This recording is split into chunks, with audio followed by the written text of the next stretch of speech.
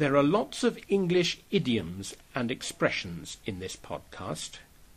I have explained them in a grammar and vocabulary note. Go to the podcast website to see this note. Kevin and Joanne were reading the local newspaper.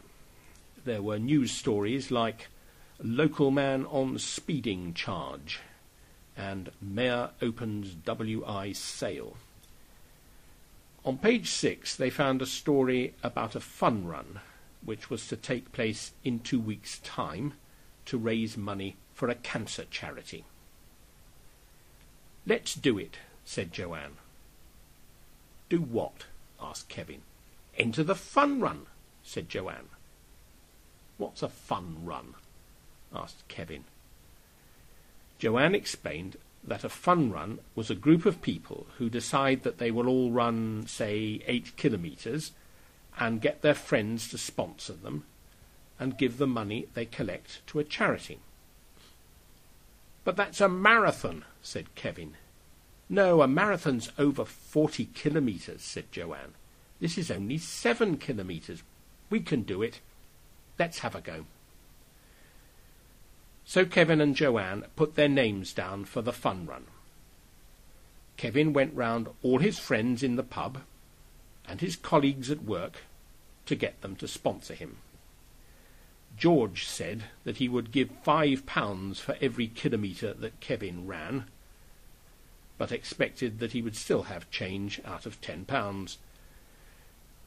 Kevin also went training, running slowly around a nearby park. Then, 2 days before the fun run, Joanne fell and hurt her ankle. Kevin would have to run alone. When Kevin arrived at the start of the fun run, his heart sank. All the other runners looked fit and were wearing flashy trainers. They started running.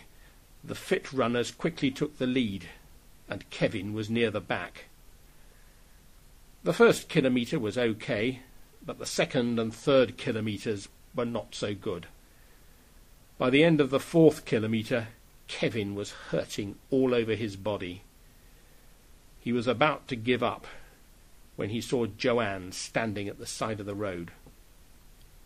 "Move it, Kevin, you idle slug! If you give up now, I'll murder you."